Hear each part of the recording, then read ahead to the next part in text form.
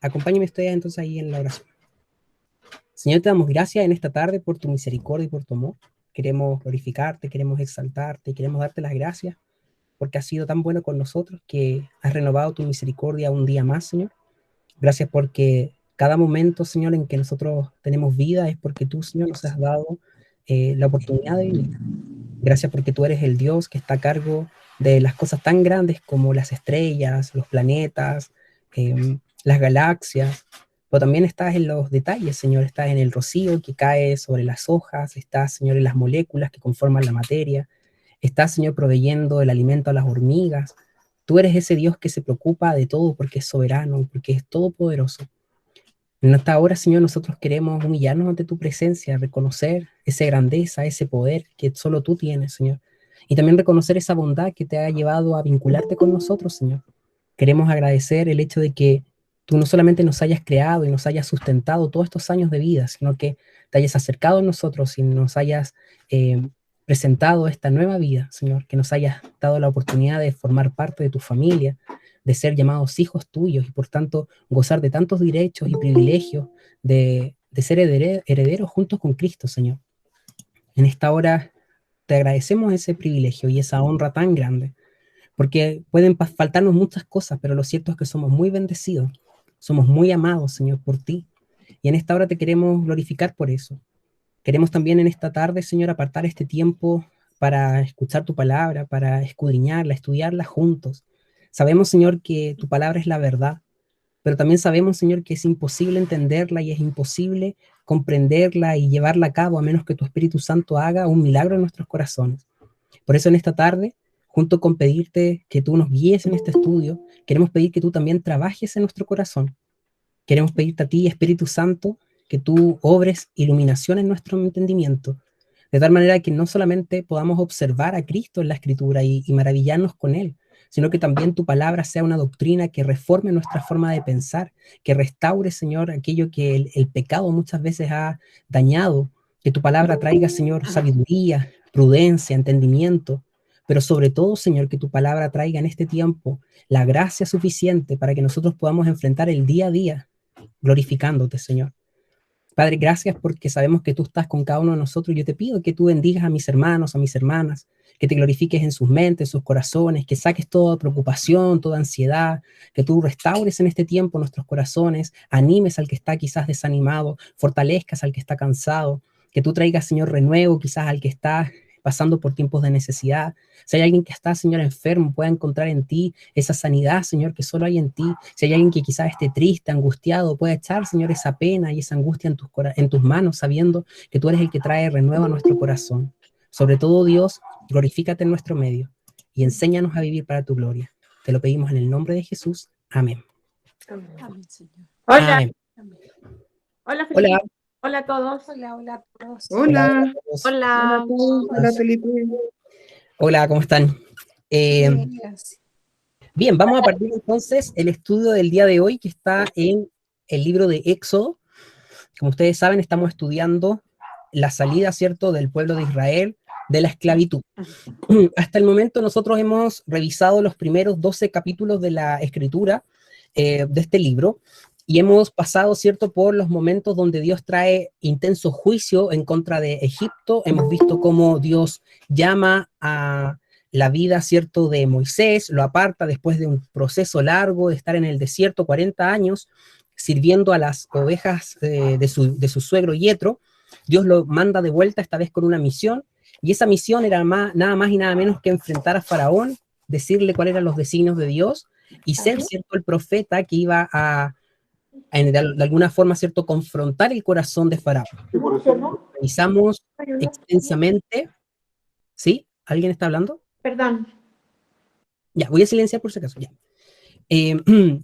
Dios entonces obró estos milagros y veíamos que la última plaga, el último gran milagro era la muerte de los primogénitos, que no solamente fue la última plaga, sino que también marcó el inicio de la nueva vida de este pueblo, la redención finalmente.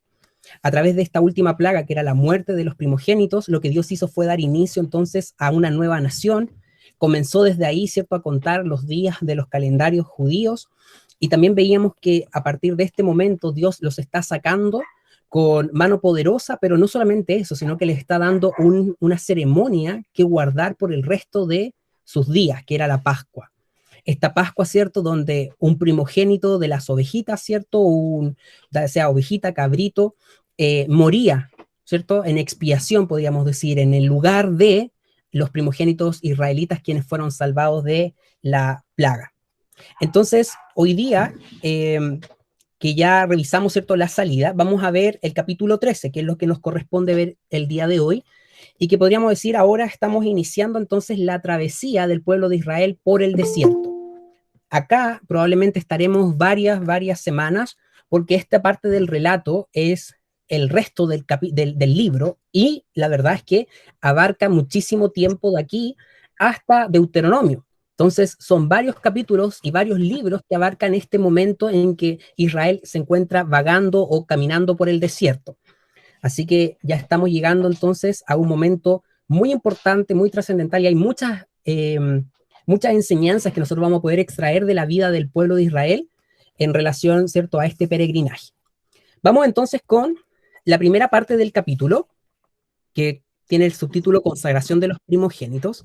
Así que le voy a pedir a alguno de ustedes si puede leerlo, por favor, el capítulo 13 del versículo 1 al 16. ¿Quién de ustedes se ofrece voluntariamente para leerlo? ¿Yo? Ya, por favor. Consagración de los primogénitos.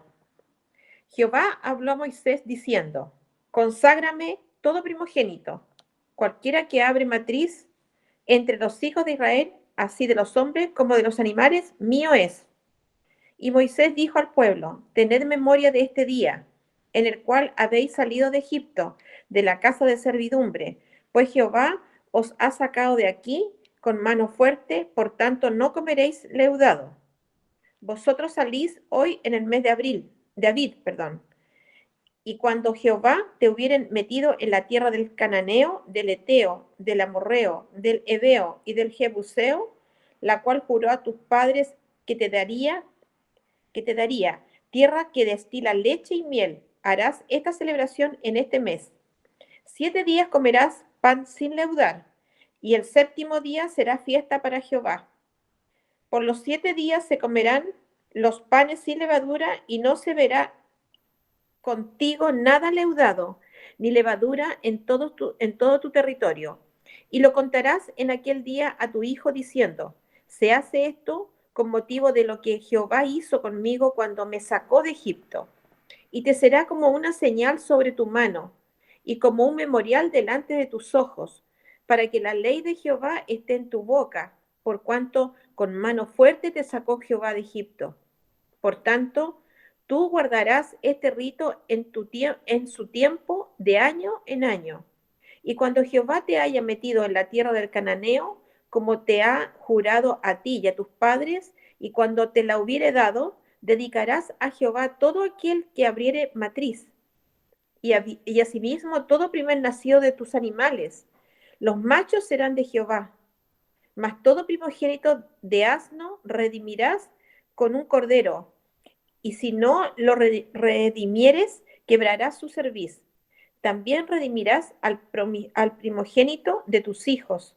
Y cuando mañana te pregunte tu hijo diciendo: ¿qué es esto?, le dirás: Jehová nos sacó con mano fuerte de Egipto, de casa de servidumbre. Y endureciéndose Faraón para no dejarnos ir, Jehová hizo morir en la tierra de Egipto a todo primogénito, desde el primogénito humano hasta el primogénito de la bestia. Y por esta causa yo sacrifico para Jehová todo primogénito macho, y redimo al primogénito de mis hijos. Te será, pues, como una señal sobre tu mano y por un memorial delante de tus ojos, por cuanto Jehová nos sacó de Egipto con mano fuerte. Bien, muchas gracias, Ceci, por la lectura.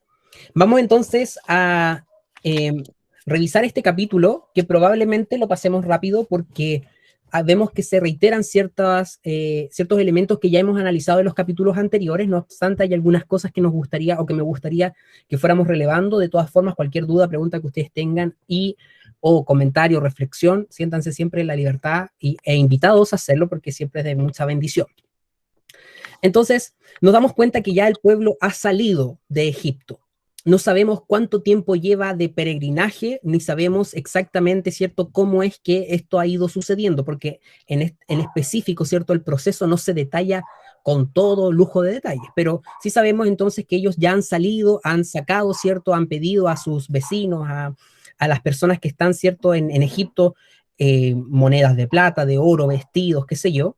Entonces ya ellos han salido y Dios parece que está dando estas instrucciones, por lo que vemos acá en el capítulo 13.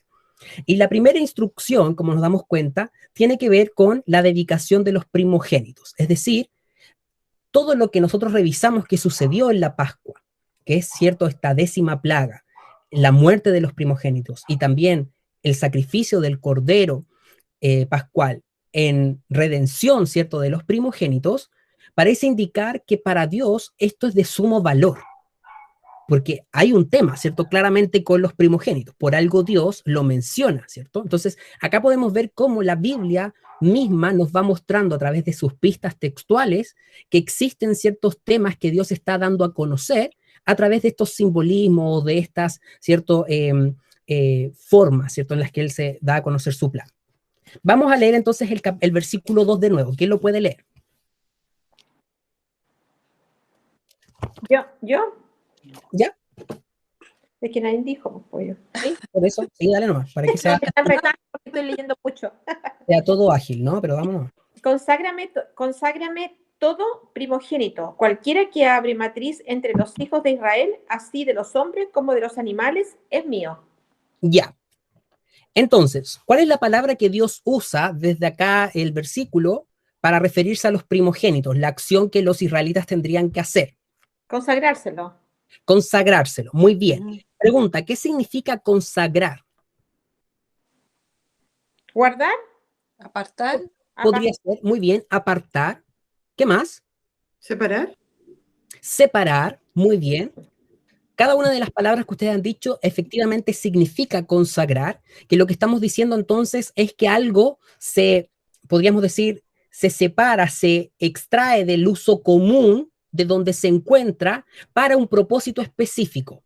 Eso es lo que podríamos decir que significa el consagramiento, ¿sí? Entonces, de un todo se extrae una parte y nosotros decimos esto está consagrado porque eso está dedicado especialmente para, ¿sí? Ahora la pregunta es, ¿para qué están consagrados los primogénitos de acuerdo a este versículo? ¿Cómo para qué? Consagrado para Dios. Para Dios, muy bien. O sea, no está siendo consagrado para una actividad específica, fíjense bien. No están siendo consagrados, ¿cierto?, para vivir en un lugar específico, ni tampoco para llevar a cabo una tarea o realizar una acción, sino que están siendo consagrados para Dios. Pregunta, ¿qué significará entonces que un primogénito sea consagrado para Dios? Si ya decimos que es apartado, dedicado, ¿qué significará en estricto rigor? Que es de Él. Es de Él, muy bien. Y esa respuesta la tenemos precisamente porque el versículo 2 dice al final, mío es.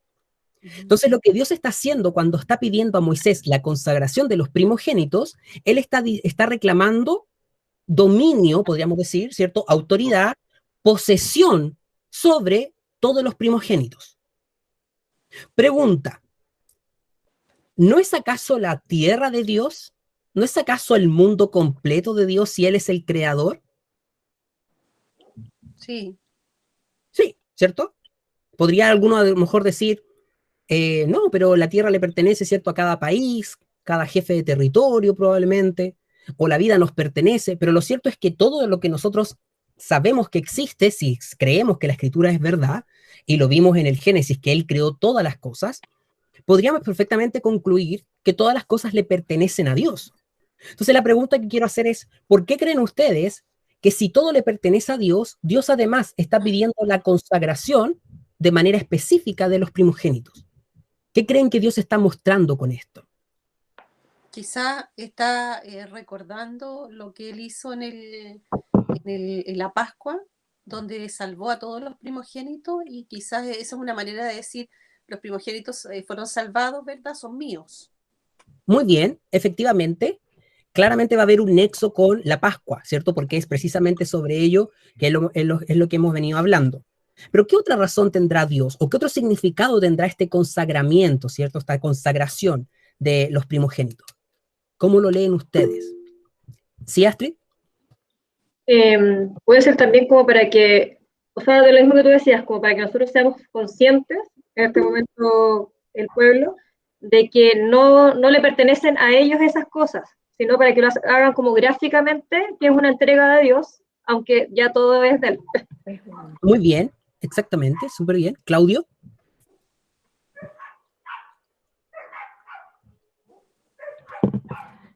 Tienes que desilenciarte, Claudio. Tienes que activar tu micrófono.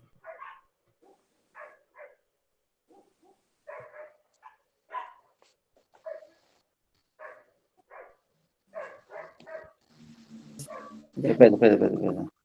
Ahí está. Ah, Está bien, está ahí. Estamos ya voy a juntos. hablar de Qué chistoso. mucho problema. Ese es una, yo creo que yo siempre lo relaciono, Dios siempre está en una etapa de preparación y de alguna manera está hablando de su hijo, que su primogénito, él lo va a mandar a la tierra para nuestra salvación. Eso lo veo de esa manera, está enfocando, por eso ahora en los primogénitos, porque va a venir el primogénito de Dios a salvarnos. Y eso es lo que yo veo en esto. Muy bien, excelente. ¿Delia? Para mí habla de redención, de rescate. Lo rescató de la esclavitud, está hablando de redención. Ya. Pero Dios ha rescatado al pueblo completo. ¿Por qué exige o separa o consagra solo los primogénitos y no al pueblo completo? La nueva generación. La nueva generación, ya, muy bien, muy bien. ¿Alguna otra idea que tengan sobre esto? Víctor, ¿levantaste la mano? Quizá pueda ser, por lo que están diciendo, me llevaron a pensar que sea para un servicio específico de Dios. ¿En qué sentido? ¿Podrías explicar tu punto de vista?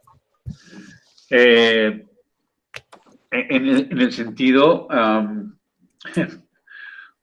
por ejemplo, ya tú mismo estás teniendo un servicio específico que a través tuya muchos podamos entender la palabra de Dios, pues, ¿no?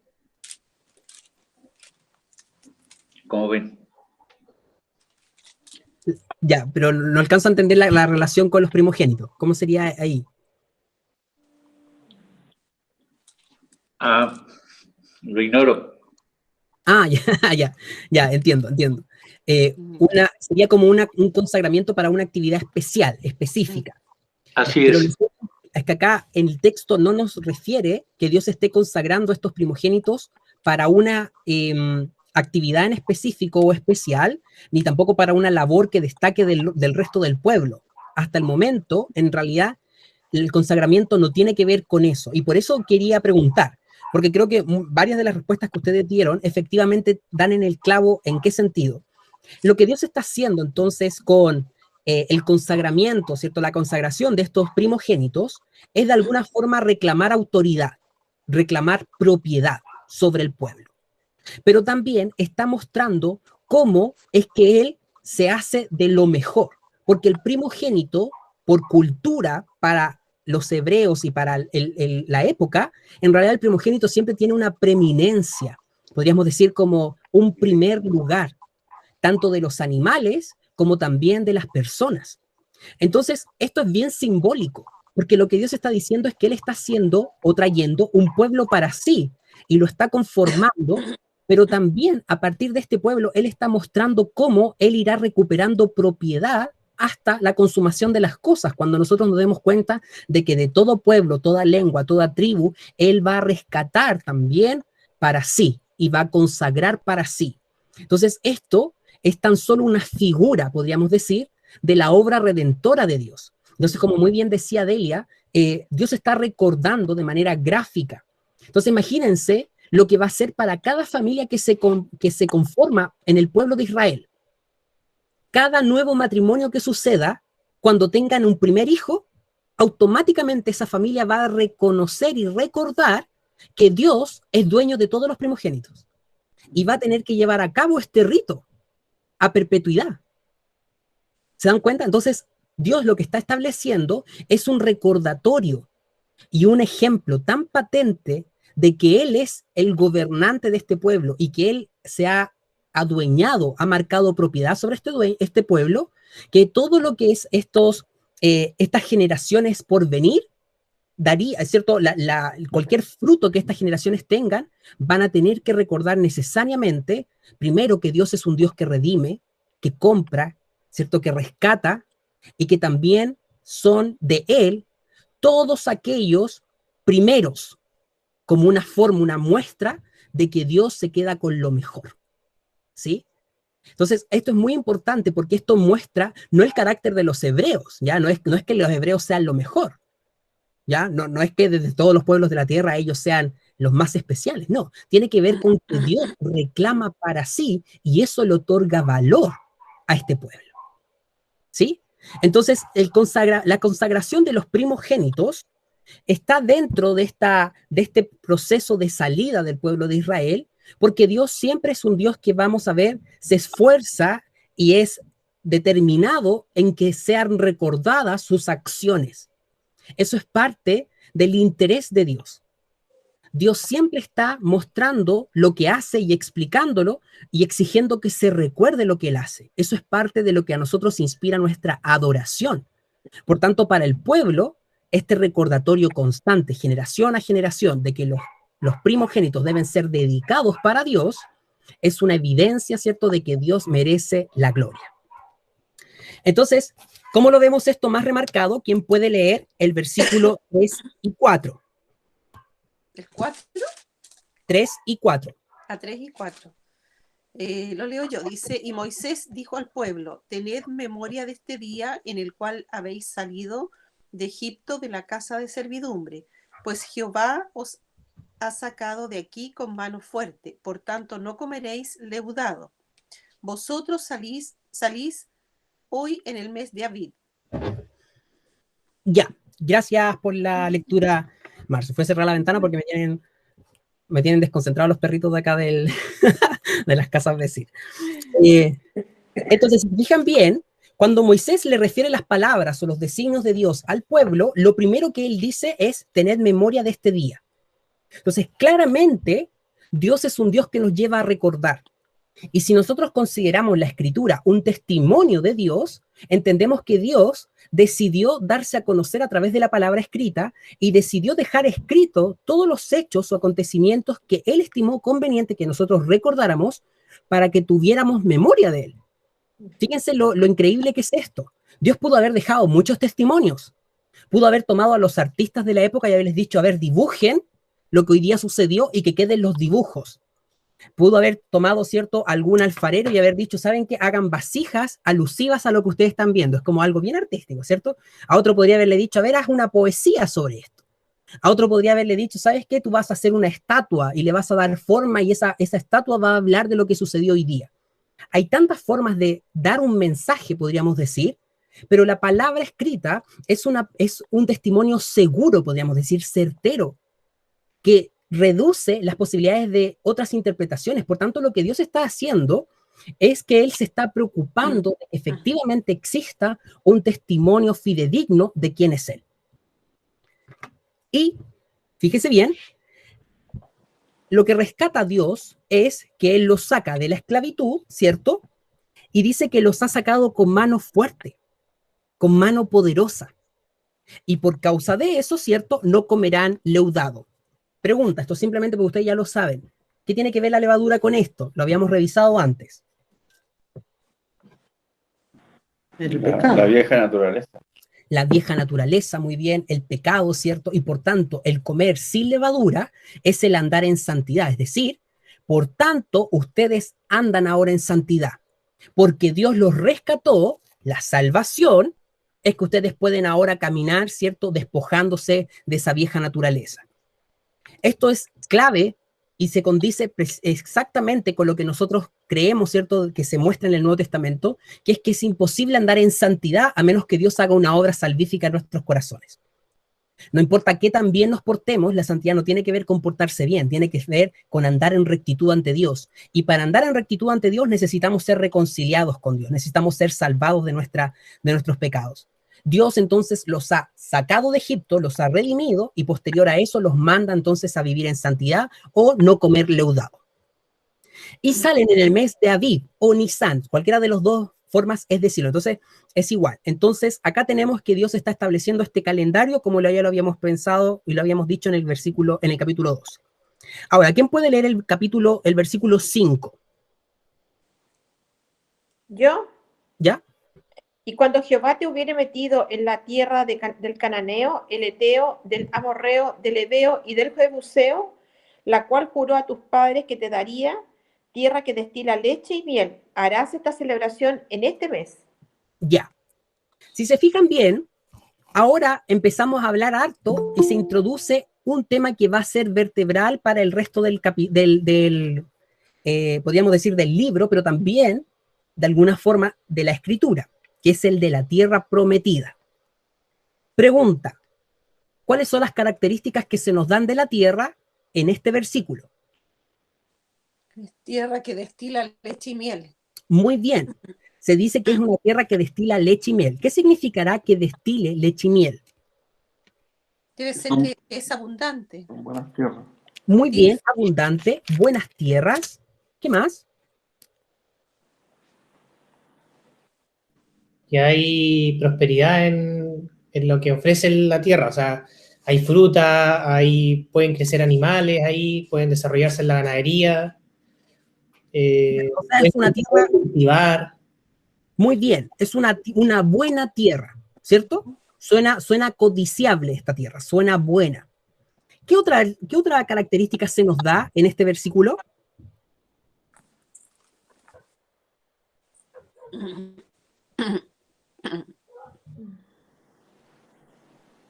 Dice que es como del cananeo, del eteo, del amorreo, del jebeo y del jebuseo. Ya. ¿Cómo eso lo podemos transformar en una característica de la tierra? Que está ocupada. Muy bien. No es una tierra desértica, ni es una tierra, cierto, que está deshabitada, sino que es una tierra habitada. Eso también es una característica de la tierra y es una característica muy importante. Y además de eso, ¿cuál es la otra característica que tiene esta tierra? ¿De acuerdo a ese versículo? Prometida por Dios, para su pueblo. Muy bien. ¿Dónde lo vemos eso? Donde dice cuál juró a sus padres que le daría esta tierra. Muy bien. Entonces, esta es una tierra abundante, rica, podríamos decir. Pero también es una tierra habitada. Hay moradores en esa tierra. Y también Dios destaca que esta tierra está caracterizada porque fue prometida. ¿Sí? Que algo sea prometido. ¿Qué significa? Que es un compromiso. Muy bien, es un compromiso. ¿Qué más significa que algo sea prometido? Que estaba anticipado de antes que iba a ser de ellos. Muy bien. ¿A quién se lo anticipó Dios? Abraham. A Abraham. Muy bien, vamos a recordarlo. ¿Quién puede ir a Génesis 12, por favor?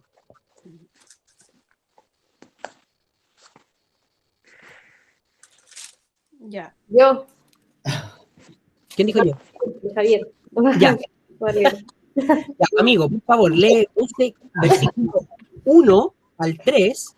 ¿Qué es eso? Entonces, del 1 al 3. Y luego el versículo 7. Ya. Pero Jehová había dicho a Abraham, vete de tu tierra y de tu parentela y de la casa de tu padre a la tierra que te mostraré, y haré de ti una nación grande, y te bendeciré, y engrandeceré tu nombre y serás bendición. Bendeciré a los que te bendijeren, y a los que te maldijeren maldeciré, y serán benditas en ti todas las familias de la tierra. Y apareció Jehová a Abraham, y le dijo, a tu descendencia daré esta tierra, y edificó allí un altar a Jehová, y él le había aparecido. Ya. En el capítulo 12, entonces, de Génesis, tenemos cómo es que esta tierra aparece prometida a Abraham, quien es el padre, ¿cierto?, de Isaac, quien es el padre de Jacob, de quien descienden todas las tribus de Israel, y finalmente son todos los descendientes que nosotros estamos revisando ahora en Éxodo. O sea, literalmente Dios había prometido a sus padres esta tierra, y lo hizo primeramente con Abraham. Ahora, si se dan cuenta, esta tierra es presentada como la tierra, ¿cierto? Una tierra que te mostraré. Y luego Dios lo lleva hasta Canaán y le dice, aquí te voy a dar esta tierra. Vamos al capítulo 13 del Génesis. ¿Quién puede leer del versículo 14 al 18? ¿Ya lo puedo leer? ¿Sí? Ya. Dice, y Jehová dijo a Abraham, después que Lot se apartó de él, alza ahora tus ojos y mira desde el lugar donde estás hacia el norte y el sur, y al oriente y al occidente, porque toda la tierra que ves la daré a ti y a tu descendencia para siempre. Y haré tu descendencia como el polvo de la tierra, que si alguno puede contar el polvo de la tierra, también tu descendencia será contada. Hasta el 18. Perdón. Levántate, ve por la tierra a lo largo de ella y a su ancho, porque a ti la daré. Abraham, pues, removiendo su tienda, vino y moró en el encinar de Mamre, que está en Hebrón, y edificó allí altar a Jehová. Ya. Entonces, si se dan cuenta, a medida que va pasando la vida de Abraham, esto lo revisamos ya el año pasado, o el año antepasado, parece, nosotros tenemos entonces acá el suceso donde Dios le va mostrando a Abraham esta tierra. ¿Cuántos años creen ustedes que han pasado aproximadamente desde que Dios le habló a Abraham? No, una pregunta matemática, es como tienen una posibilidad. 700, 800 años. Probablemente, por lo bajo, porque estamos hablando de que ellos ya pasaron 430 años en Egipto. ¿Quiénes? La familia de Jacob. Y estamos hablando acá del abuelo de Jacob. Entonces, la cantidad de años que han pasado en la que Dios prometió esta tierra a Abraham y a su descendencia. Abraham murió y él no moró en esa tierra ni fue el dueño de esa tierra. Pero Dios, que es fiel a su palabra, que es fiel a su promesa, no le importó que este hombre hubiese muerto como para no cumplir su promesa. Fíjense. Y él la saca a colación. ¿Le dijo al pueblo, a dónde nos llevas o nos vas a llevar a la tierra que nos prometiste? ¿Se lo dijo al pueblo? No. ¿Le está el pueblo pidiendo la tierra? No. No. La tierra es prometida porque Dios decidió libre y soberanamente prometerla. No fue pedida, no fue ganada, es prometida por eso, porque Dios decidió prometerla. Pero no es solo eso, sino que Dios decide mantener esa promesa y sacarla a colación constantemente y recordarla a su pueblo. Fíjense lo bueno que es Dios, que no solamente promete, sino que ante la duda de que el pueblo se olvide de que Él prometió, Él recuerda, oye, yo te prometí esto y yo lo voy a dar. Fíjense lo hermoso que Dios es. Ahora vamos al versículo 15 de Génesis, al capítulo 15, perdón, versículo 16.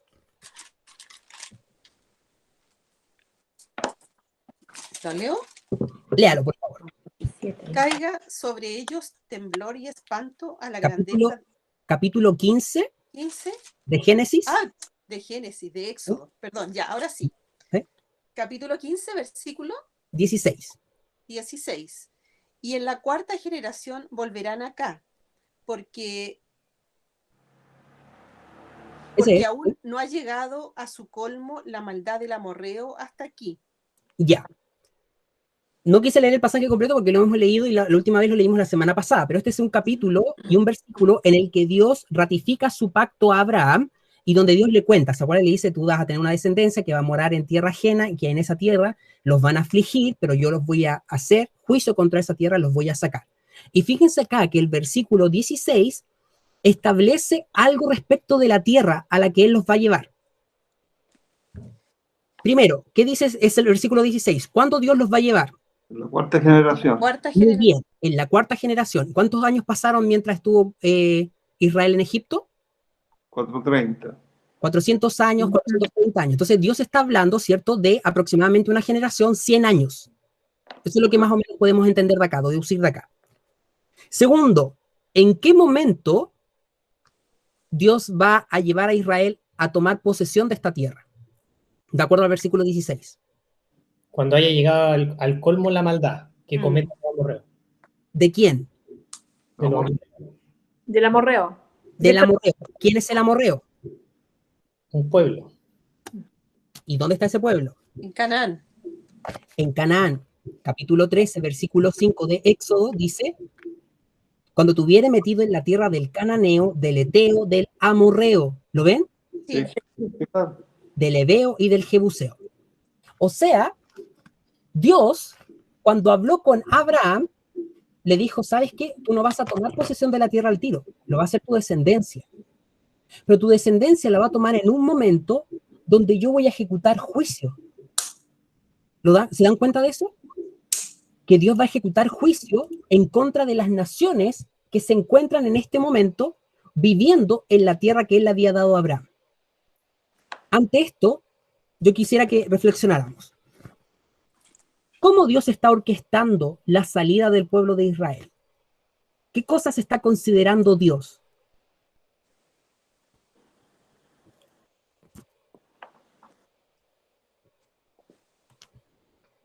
¿Se entiende la pregunta? No, no mucho. No. Las condiciones para ocupar la tierra prometida. Ya, ¿en qué sentido, Enrique? En que la maldad del hombre va a llegar a un máximo. La maldad, no del hombre en forma genérica, ¿cierto? O general, sino que la maldad de los habitantes de la tierra de Canaán. Esto es muy importante porque esto habla de un atributo de Dios que nosotros no alcanzamos a comprender netamente, al 100%, pero que es tan relevante que nosotros podamos considerar. Cuando Dios está sacando a Israel, Dios está cumpliendo promesas que le dio a Abraham. Dios está considerando su palabra invertida, podríamos decir. Pero también, a la vez que Dios está considerando y cumpliendo su palabra, también está ejecutando juicio contra un pueblo que lleva años, siglos, viviendo y morando en esa tierra. O sea, ¿cómo tenemos nosotros un Dios que tiene todos estos factores en consideración cuando lleva a cabo una acción? Fíjense. Nosotros que a veces tenemos un trabajo y en ese trabajo tenemos que hacer 3, 4 cosas a la vez, tenemos a veces que manejar ciertas condiciones, ¿cierto? Oye, tengo que vender esto, pero tengo que tener en consideración el precio que le tengo que poner, lo que me costó a mí hacerlo, cuánto tiempo me voy a demorar, y son factores que nosotros barajamos. Dentro de todos los cálculos, y a lo mejor la persona más precavida y más planificada, podríamos decir, puede hacer una empresa más o menos grande, pero lo que Dios está mostrando que Él es capaz de hacer acá es increíble. Él ha fijado en su sola sabiduría y potestad los tiempos para que el pueblo de Israel estuviera cautivo, liberarlo en el momento indicado, y al momento de liberarlo también ejecutar juicio a través de este pueblo cautivo a otras naciones. Dios está orquestando sabiamente y soberanamente la vida de este pueblo, pero mientras bendice a este pueblo, ejecuta juicio en otros. Mientras muestra gracia, también lleva a cabo sus propósitos santos y justos. Entonces, este es el Dios que nosotros creemos. Es un Dios al que nosotros muchas veces le oramos y le decimos, Señor, yo quiero que pase esto. Y cuando no sucede lo que queremos, nos ofuscamos, nos frustramos, nos enojamos. Cuando en realidad, si lo pensamos bien, Dios es el Dios que está orquestando el universo y que todos sus planes y propósitos santos se estén cumpliendo. Y podemos confiar en que sus planes son más grandes que los nuestros, porque la Biblia nos muestra que así son. Mientras Israel ha estado 430 años en Egipto sufriendo la esclavitud, probablemente algunos de ellos sintieron que Dios se desconectó de ellos, Dios se olvidó, pero Dios ya lo tenía pensado y orquestado todo ese tiempo. Y mientras estas naciones se encontraban viviendo probablemente un chipe libre, haciendo lo que bien les parecía, Dios estaba arriba tomando en cuenta todas sus acciones hasta que ellos llegaran en su maldad a un punto donde se hicieran, podríamos decir, como merecedores del juicio de muerte. Fíjense todo lo que Dios ha hecho en este tiempo. Fíjense cómo su mente trabaja y cómo su poder se muestra. Entonces, lo que Dios está diciendo en este versículo 5 es increíble, porque nos muestra y nos evidencia que Dios es un Dios que no cabe en nuestra mente, que no es algo que nosotros pudiésemos imaginar, pensar, que nuestra creatividad lo pudo haber generado. Él es Dios eterno y sus pensamientos son pensamientos eternos y sus tiempos son tiempos perfectos, soberanos. Esto es lo que significa que Dios sea soberano, que Él es capaz de orquestar eventos históricos que parecieran ser tan aleatorios y tan diferentes entre sí, y todo eso cerrarlo bajo su propio plan, para sus propósitos. Entonces, es maravilloso porque Dios está cumpliendo su palabra a Abraham siglos después, pero la está cumpliendo porque Él es fiel. ¿Qué piensan hasta el momento? ¿Algún comentario sobre esto?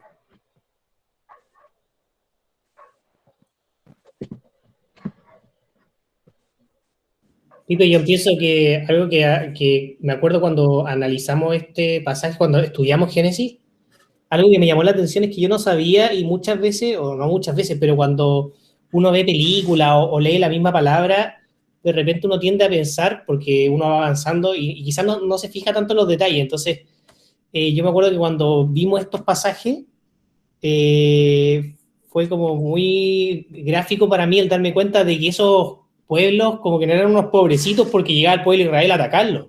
Porque un poco uno quizás como de la manera humana que a veces analiza las situaciones, uno tiende a empatizar con ciertas cosas.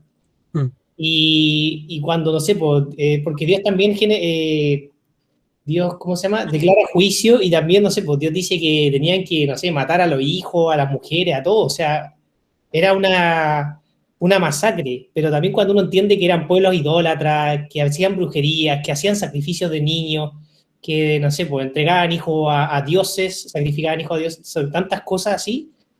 Y además Dios había prometido esta tierra y también lo vimos antes, o sea, como que ellos como que prácticamente se habían adueñado de la tierra, no era que les correspondía, sino que fueron repartidas las tierras y ellos como que se las tomaron, por decirlo así. Entonces, cuando uno analiza todas estas cosas, uno dice, sí, en realidad no son pobrecitos, entonces creo que también es valioso entenderlo desde esa perspectiva. Entendiéndolo completamente, porque a veces si uno analiza solo un punto, no es la historia completa, entonces creo que para mí fue muy valioso el haberlo entendido así, analizar todas esas variables, esas condiciones y eso. Súper, súper. Y creo que también eso nos ayuda a descansar porque yo creo que esto nos desafía plenamente a descansar en Dios, en descansar en sus tiempos y en sus propósitos sabios.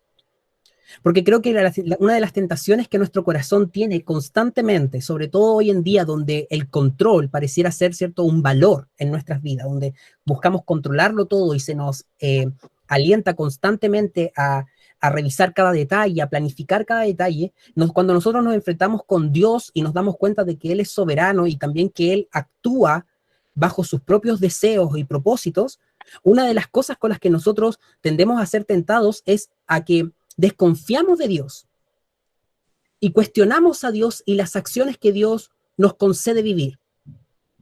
Alguien fallece en nuestras vidas o algo pasa que no nos gusta o somos llevados, ¿cierto?, a procesos que no nos gusta atravesar y automáticamente en nosotros surge la pregunta del por qué Dios lo permitiste, por qué estás haciendo esto, qué estás buscando, qué quieres. Cuando nosotros, la palabra del Señor no nos va a resolver todas nuestras dudas con respecto a nuestras vidas en específico, sí nos muestra el carácter de Dios y nos dice que es un carácter confiable. Y nos dice que Él es soberano y que Él nunca pierde el control de las cosas y que todo está pasando como Él escribió que pasaran, como Él decidió que pasaran. Entonces, eso nos puede llevar a nosotros a confiar que aún en medio de las incertidumbres de la vida, incluso de las incertidumbres que pasamos viviendo con Dios, caminando con Dios, podemos estar seguros de que Él va con nosotros y que Él ya tiene el fin de nuestras vidas visto. Es que Él lo conoce todo. Este pueblo sale ahora y salir, si bien es una bendición, también es todo un desafío. Era abandonar 400 años de cultura, 400 años de estar en un lugar, 400 años, ¿cierto?, de tradición, 400 años de comodidad, quizás de lo conocido, y ahora salen. Pero fíjense bien que ya no llevan ni un ratito afuera y Dios les está diciendo a dónde van. Pregunta, ¿cuál es el verbo, ¿cierto?, que Dios usa para referirse a ellos y la tierra prometida? ¿Cómo Dios les dice que ellos van a entrar?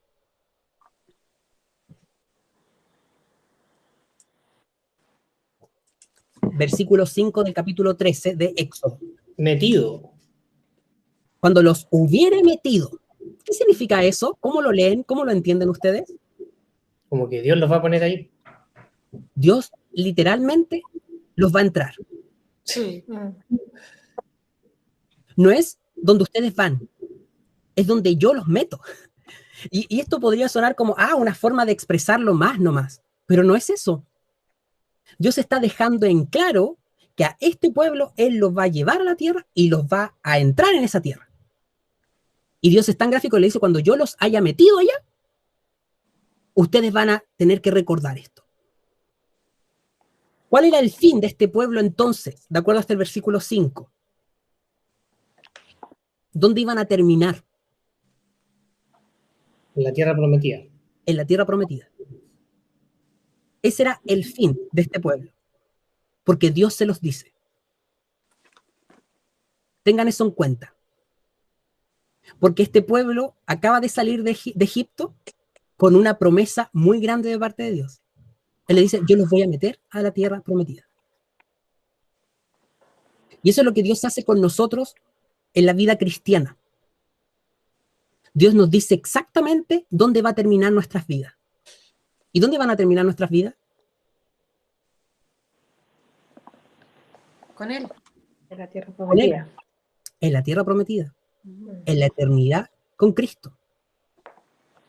O sea, Dios nos saca de nuestra esclavitud y nos dice de inmediato a dónde nos lleva. Pero no nos dice simplemente que nos va a llevar y vamos a ver qué pasa en el camino. Y vamos a ver si es que llegáis. Vamos a la aventura acá. Todo puede pasar, ¿no? Dios no está diciendo eso. Dios los saca y Él ya tiene el final dicho.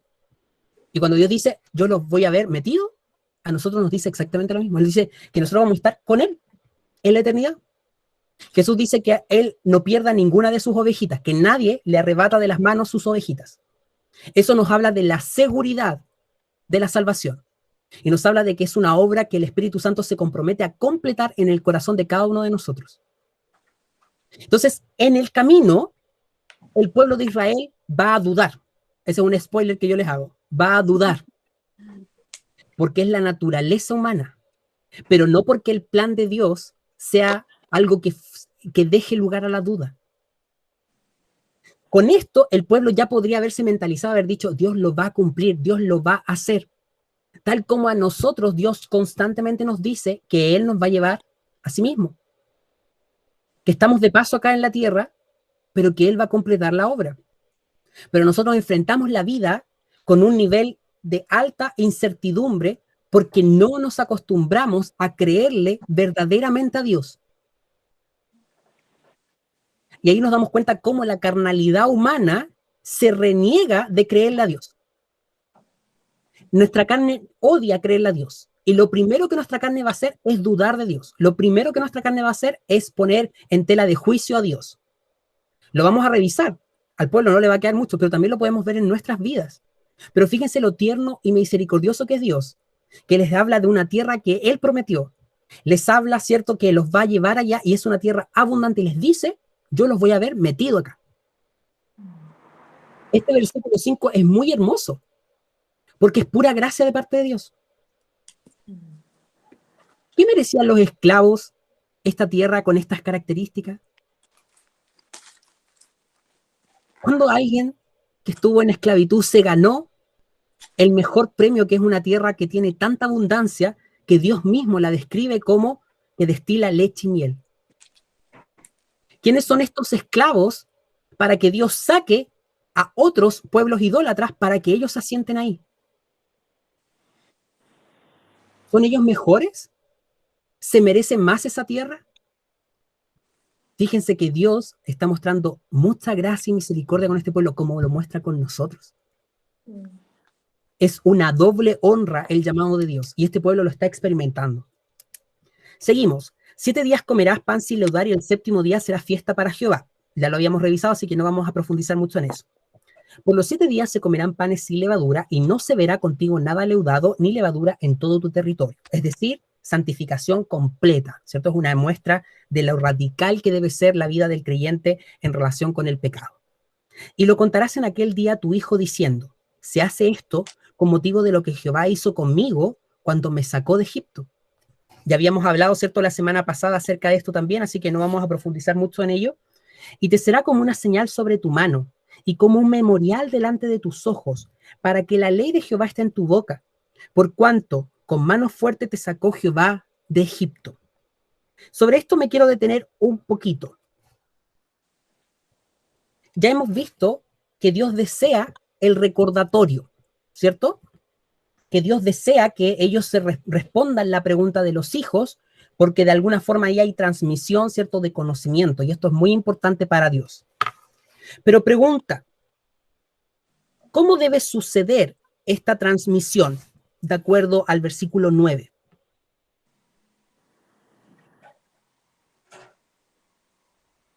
O sea, que la tenían que tener muy presente, era algo que tenía que estar constantemente como parte de ello. Muy bien, de algo cotidiano. Y esto es tan relevante porque creo que una de las malas comprensiones de la vida cristiana moderna es que nosotros asumimos muchas veces que hablar de Dios es como hablar de ciertas cosas, pero no llevarlo a nuestras vidas cotidianas. Es como hablar de conocimiento, hablar de libros, hablar en versículos bíblicos, pero nunca aplicarlo a la vida diaria. Pero fíjense bien lo cotidiano que está diciendo, que es que cuando este pueblo estuviera cocinando el pancito y lo hicieran sin levadura, y estuvieran ahí en la cocina, amasando probablemente el pan, a lo mejor cocinándolo, y sus hijos le preguntaran: oye, ¿por qué estamos haciéndolo así? Ellos tuviesen la forma de transmitirle este conocimiento de que Dios había salvado a este pueblo. Entonces, muchas veces nosotros pensamos que la vida cristiana o el discurso cristiano o la transmisión del evangelio se da o en momentos específicos o a través de discursos específicos. Pero acá lo cierto es que este mensaje conectaba con su vida cotidiana, como debe conectar con nuestras vidas cotidianas, como debe ser parte de nuestras conversaciones en todo ámbito. Cómo el evangelio permea mis conversaciones laborales, cómo el evangelio permea mis conversaciones al momento de hacer el aseo, cómo el evangelio permea la forma en que resolvemos los conflictos al interior del hogar, las opiniones que tenemos sobre política o las opiniones que tenemos sobre lo que va sucediendo en educación. Es decir, Dios acá está llamando a este pueblo a considerar en su vida diaria esta obra de redención que Él llevó a cabo. Y ese es un desafío para nosotros, entender que Dios no está pidiendo acá un recitar religiosamente, no, está hablando de que incorporemos en nuestra vida cotidiana su palabra, lo que Él hizo por nosotros, que cobre vida y sentido práctico. Dígame, Anet. Que me llama mucho la atención cómo Dios lo que está haciendo es creando una cosmovisión. Les está enseñando a ellos a través del rito, por ejemplo, del recordatorio, quién es Él y qué es lo que tienen que hacer, porque al final si uno se pone a pensar, el rito lo que hace es generar una creencia, genera una esperanza. Tú forjas el amor con el rito, el amor, la cosmovisión, lo que hace es son con los lentes con los que uno ve la vida. Entonces el Señor le está dando la cosmovisión y se la está forjando a través de ritos. Y por ejemplo, el lenguaje es una de las formas de forjar ritos. Entonces, ¿qué es lo que está haciendo? Les está dando, a través del rito, les da una esperanza, les dice en qué creer, les dice qué es lo que ellos tienen que amar, qué es lo que tienen que forjar.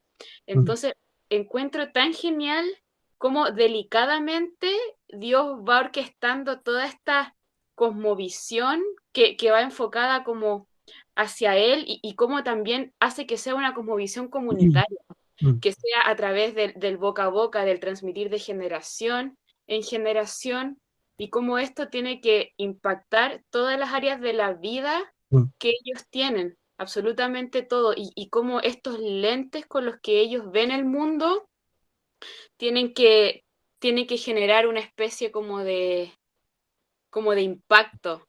Entonces, lo encuentro tan genial como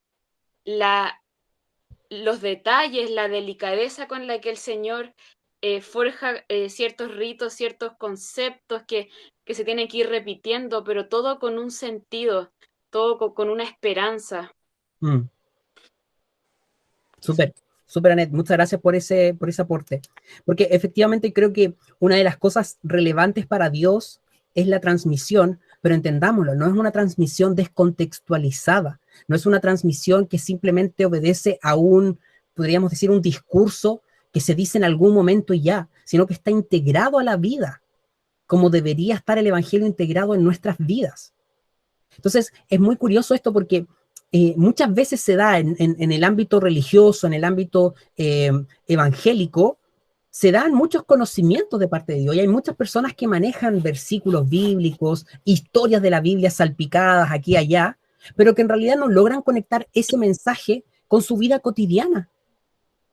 Y cuando conversan de cualquier tema, en realidad las opiniones no tienen nada que ver con el Evangelio, ni con las implicancias del Evangelio. Y muchas veces evaluamos la vida y evaluamos las situaciones y las circunstancias y las vivimos y las sentimos sin una conexión con la Biblia y con el Evangelio. Nos quejamos como todo el mundo se queja, evaluamos todo como el mundo lo evalúa, nos esperanzamos con lo que el mundo se esperanza y nos desesperanzamos con lo que el mundo se desesperanza, enganchamos con los discursos del mundo, con las ideas del mundo, con los argumentos del mundo, con el sentir del mundo. ¿Y en qué momento el Evangelio permea nuestras conversaciones y nuestra forma de vivir?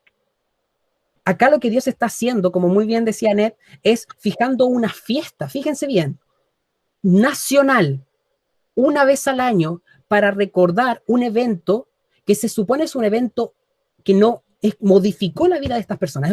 Es un momento de quiebre, podríamos decir, un momento, una crisis en la que Dios forjó algo nuevo. De la misma manera, el Evangelio debe ser para nosotros ese conocimiento, esa acción de parte de Dios que transformó nuestras vidas y que por tanto permea toda nuestra forma de ser. Y permea la forma en que nosotros nos amamos, la forma en que nos perdonamos, la forma en que leemos los eventos de nuestras vidas. Entonces me gusta hacer este hincapié, primero porque la Escritura lo hace, y por algo Dios lo ha repetido tantas veces y lo dejó para testimonio de nosotros, pero creo que también para desafiarnos a integrar el Evangelio en nuestras vidas. Y eso no es algo que sucede solamente o en base a la repetición, sino que es a la cotidianidad. No es que uno repita como loro. Cuando Dios les decía después más adelante en Deuteronomio, le va a decir, ustedes lo van a escribir en sus puertas y cuando entren, cuando salgan, cuando se levanten, cuando se acuesten. Dios no está diciendo que ustedes tienen que repetir como loro y que es como tienen que ser esos religiosos que solamente hablan y como que no tiene sentido lo que hablan. No está diciendo eso. Está diciendo que está tan integrado a tu vida que en los diálogos que tú tengas con tus hijos, en los momentos, en las salidas, en algún momento siempre va a haber una instancia para hablar acerca de lo que Dios hizo por nosotros. Y eso es el desafío que nosotros tenemos. Ahora nuestro desafío es pandemia. Ahora nuestro desafío es crisis económica. Ahora nuestro desafío son problemas, ¿cierto? A veces matrimoniales, son problemas familiares. A veces nuestro desafío es problema en el trabajo. ¿Cómo en eso que estamos viviendo, cuando te levantas y cuando te acuestas, cuando conversas, cuando comes, integras el Evangelio y la buena noticia de salvación allí? ¿Cómo condimentas tus conversaciones?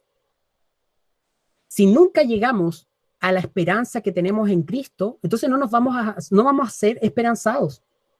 Y vamos a ceder al estrés, a la angustia, a la aflicción. El Evangelio debe ser parte de nuestras vidas y debemos luchar por integrarlo. Y no integrarlo de manera así como religiosa, como forzada y que no podamos hablar ninguna otra cosa. No, pero es entender que Dios nos da esa gracia para que podamos entonces ser animados por su Evangelio. Que Dios nos dé gracia y sabiduría en esto. ¿Sí, Anet? ¿Levantaste de nuevo la mano? Sí, ahí la voy a bajar al tiro para que no quede ahí levantada. Que es cuático, porque al final la cosmovisión que Dios nos da, que Dios nos entrega, entiende a toda la integralidad del ser humano, como racional, como emocional, como ser espiritual. Entonces, cuando tenemos como el desafío de que la cosmovisión que Dios nos entrega permee todas nuestras áreas, va más allá de un área simplemente intelectual o de un área simplemente como moral, sino que abarca la totalidad de todo nuestro ser, de cómo amamos, de cómo pensamos, de cómo actuamos, todo, todo, todo, todo. Y muchas veces hacemos como un reduccionismo, sobre todo los cristianos evangélicos, no sé, pues por ejemplo a veces hacemos como un reduccionismo moral, donde reducimos el cristianismo a cosas como valores éticos, morales, a favor o en contra del aborto, por ejemplo, esto y lo otro, y no andamos más allá. O, por ejemplo, un reduccionismo también, no sé, más racional, intelectual, que creemos que con leernos un par de libros de Timothy Keller ya somos ahí casi que súper evangélicos o cristianos y no andamos más allá tampoco. Entonces creo que es como un desafío súper interesante que ahondemos en la cosmovisión que Dios nos entrega y cómo estas promesas que hay en Éxodo, que hay en Génesis, van permeando toda la identidad que tenemos nosotros también como pueblo de Dios y cómo estos ritos, cómo estas transmisiones, cómo todas estas cosas van también permeando la forma en que amamos, las cosas que hacemos y también el por qué. Entonces, creo que igual a veces, no sé, me pasa a mí también que dejar un poco de ser tan reduccionista y ver como el evangelio en todos lados, hasta, no sé, a veces en las películas, pensar un poco en el arte, por ejemplo, en la música, que muchas veces creemos que esas cosas están ajenas, pero uno puede ver el evangelio en todos lados porque al final la Biblia te enseña cómo es ser humano. Entonces, ¿qué más que, no sé, pues ese tipo de cosas que nos puedan mostrar de cierta forma la naturaleza del ser humano y también cómo Dios también actúa ahí? Entonces, eso. Súper, súper. Vamos a seguir entonces. Por tanto, tú guardarás este rito en su tiempo de año en año. Y cuando Jehová te haya metido en la tierra del cananeo, fíjense bien, reitera una vez más que van a estar allá adentro. A mí esto me parece grandioso de parte del Señor. Es como, si te queda duda, vas a estar allá. Cuando estés allá dentro de la tierra prometida, como te ha jurado a ti y a tus padres, y cuando te hubiere dado, y te la hubiere dado, dice, dedicarás a Jehová todo aquel que abriere matriz, es decir, primogénito, el primer nacido. Y asimismo todo primer nacido de tus animales, los machos serán de Jehová. Entonces acá Dios introduce, fíjense bien, que los animales también serán dedicados a Jehová, pero fíjense bien que aparece en el versículo 13 como un vistazo de lo que va a ser después la ley ceremonial, y cuando Dios va a hacer una división entre animales que van a ser considerados puros y animales que van a ser considerados impuros. Acá aparece como un primer vistazo a esto, dice, mas todo primogénito de asno redimirás con un cordero.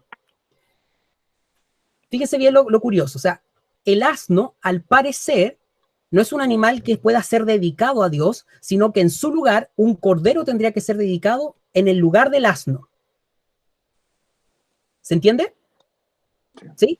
Entonces, todos los animales que ellos tengan van a tener que ser dedicados a Dios, el primero, pero el asno no puede ser dedicado a Dios, pero le corresponde porque es primogénito. Entonces, ¿qué va a tener que hacer? Van a tener que intercambiar ese animal por un cordero.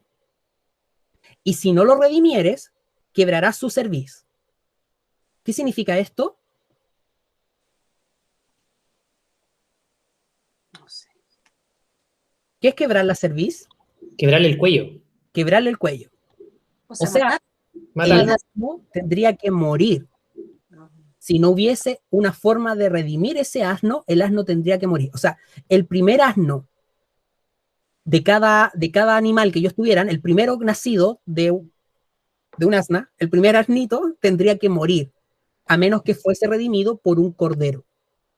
Acá Dios está dando luces de algo. que en su santidad Él va a discriminar, determinar qué es acepto para Él como sacrificio, como dedicación, y qué no. Y eso nos habla de que Dios en su santidad, Él manifiesta que no puede ser agradado con cualquier cosa, que Él no está contento con cualquier animal u ofrenda que se le dé, sino que Él establece, podríamos decir, una serie de animales que van a ser aceptados por Él, con los cuales Él va a ser complacido, y hay otros con los cuales tú no le podrías ofrecer. Y el asno es uno de ellos. Más adelante vamos a ver que son varios que tienen pezuñas específicas. Por ejemplo, un cerdo. Por eso, no era llegar y ofrecerle cualquier cosa a Dios. No es que la ofrenda a Dios dependa de la buena voluntad del ser humano. ¿Se fijan bien? Porque de repente uno pone como en enaltecimiento, ¿cierto?, la actitud del corazón. Y uno dice, Señor, no tengo nada, pero vengo con mi corazón rendido a ti. Eso no era legítimo. Como tú no vienes ante el Señor con manos vacías. Sorry, Jesús Adrián Romero, no es con manos vacías. Tú vas con ofrenda al Señor. Y no vas con cualquier ofrenda que se te haya ocurrido ni la que te encontraste en el camino. No, tú vas con algo dedicado para Dios. Si tenías recursos, dabas ovejitas, cabritos. Si no tenías, palomitas. Dios incluso deja estipulado la ofrenda del que tenía menos recursos, pero tenían que dar algo. ¿Sí, mamá?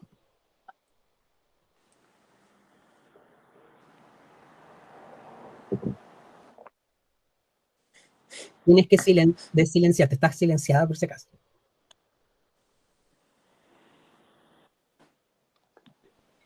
Ahí sí. Quería decir que estas ofrendas eran representativas de la persona de Jesucristo. Por lo tanto, no era cualquier animal. Tenía algunas características que eran animales mansos por lo general y eran animales limpios, que Dios estableció desde un principio, desde cuando en el huerto del Edén el Señor, al vestir a Adán y a Eva, Él mata un animalito para vestirlo. Y luego cuando ellos descienden de en el caso de este niño Abel, también él presenta una ovejita. Después, cuando baja del arca, Noé pone como animales limpios, separados. O sea, ellos ya tenían una conciencia a través de la historia de que no era cualquier sacrificio, porque Abraham también sacrificaba al Señor y levantaba altar al Señor. Por lo tanto, ellos tenían muy claro, y no todos los animales, como bien dices tú, podían ser ofrendados al Señor en sacrificio. Además tenía que ser macho. Y llama la atención porque habla de varones y habla de machos en el caso de los animales, porque en el huerto del Edén, el primero que fue creado no fue una mujer, sino que fue un varón. Y esto después lo va a aclarar el apóstol Pablo. Que por eso que las mujeres en el Antiguo Testamento no tienen mucho protagonismo, pero sí Dios las honra. Y eso lo quería destacar también, porque aquí vamos a ver que casi todos los mandamientos van expresamente al varón. Porque el varón, Dios lo considera, y el día de hoy también, cabeza. El varón es cabeza. No es que relegue, no sé si digo bien, a la mujer a un segundo plano, pero por una cuestión de creación y autoridad que Dios puso en el orden jerárquico que Dios estableció, no que los hombres han establecido. Eso quería destacar nomás. Sí, muy bien. Además tenemos que ver que cada uno de estos como ritos que Dios está estableciendo tienen como objetivo final mostrar la obra perfecta de Jesucristo. Entonces el género en este caso es relevante porque Jesucristo es el postrer Adán, no es el postrer Eva. ¿Sí? Por eso Jesús es hombre y no mujer, porque hay un significado profundo en eso. Jesús es el postrer Adán, Jesús es el sacrificio perfecto. Entonces, todos los sacrificios que Dios va instaurando apuntan a ese sacrificio perfecto que entregaría su vida por los inocentes. Y Colosenses dice que Jesucristo es el primogénito de toda creación. Eso no significa que es el primer creado, significa que es el primero en orden, el primero sobre todo lo demás. Entonces Dios, al establecer la primogenitura como algo de tanta honra, está apuntando a Jesucristo. ¿Se entiende? Como Jesucristo es el más importante y por tanto todos los primogénitos serían una señal débil, una muestra sombría de lo que sería perfecto en Jesucristo. Entonces todos estos eventos que Dios está instaurando apuntan a esta figura perfecta en quien hay luz y en quien se completa la obra que es Jesús. Y dice, entonces el burrito, el asno, probablemente por las connotaciones que nosotros tenemos, ¿cierto? En la misma escritura de esta testarudez del asno, tan distinto a un cordero, por ejemplo, Dios dice, debe ser redimido, es decir, alguien debe estar en sustitución. ¿Y qué caso en esto? Un cordero. Y en el caso de que no alcanzara a ser redimido, que no hubiese un sustituto que se ofreciera en lugar de este asno, el asno iba a morir, porque le pertenecía a Dios. Y cuando mañana tu pregunte a tu hijo diciendo, ¿qué es esto? Le dirá, Jehová nos sacó con mano fuerte de Egipto, de casa de servidumbre.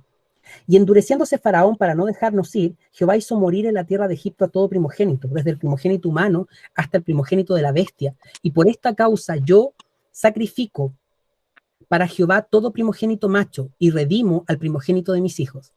Entonces, fíjense bien, cada vez que tú tuvieras un hijo, tú tenías que sacrificar a Dios una persona, o sea, un animalito que muriera en vez de la persona. Esto deja ver que el primogénito le pertenecía a Dios, pero también nos muestra que hay un asunto pendiente, que el primogénito por sí mismo no es inocente, que requiere ser redimido ante Dios. Cada familia, imagínense, es como que nosotros tenemos baby shower, ¿cierto? Cuando se va a tener un hijo, tenemos ciertas celebraciones que dan cuenta, ¿cierto? De la celebración de la vida. Y Dios le está mostrando a ellos que cada vez que ellos tuvieran un primer hijo, cada matrimonio iba a tener que sacrificar un cordero. Fíjese lo intenso del mensaje.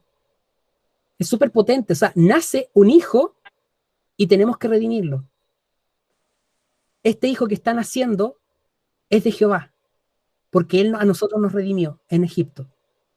Fíjense qué interesante la forma en que este pueblo iba a vivir esta verdad todos los días. Te será pues como una señal sobre tu mano y por un memorial delante de tus ojos, por cuanto Jehová nos sacó de Egipto con mano fuerte. Bien, ¿algún comentario hasta el momento? Nos quedan unos minutitos, así que vamos a alcanzar, yo creo, a avanzar hasta el 22. ¿Queda claro lo que hemos revisado hasta el momento? Sí. O sea, perdone, Felipe, cada ser humano que nacía debía ser redimido con un cordero. Cada primogénito. O sea, perdón, cada primogénito, sí. Exacto. Sí. Ya. Porque todos los primogénitos iban a ser de Dios en este momento en adelante. Iban a ser consagrados para Dios. Es como cuando nace un hijo, uno hace una fiesta, o sea, hace una cena, lo que sea. Exacto. Lo que significaba eso no es lo que hacemos nosotros en la actualidad. Nosotros hacemos una celebración, pero eso era algo terrible. O sea, pensar en que si no era redimido, supuestamente ese hijo debía morir. O sea, y el corderito era como el que moría en lugar de ese hijo. La expiación. Entonces era como algo inmensamente impactante, no Terrible. sé. Terrible, porque el pecado tenía que ser redimido. Hacía un pecador al mundo, si ese es el tema. Sí. Y eso, perdón, Felipe, ¿eso se hacía una vez al año o se hacía cada vez que nacía un niño, ¿no?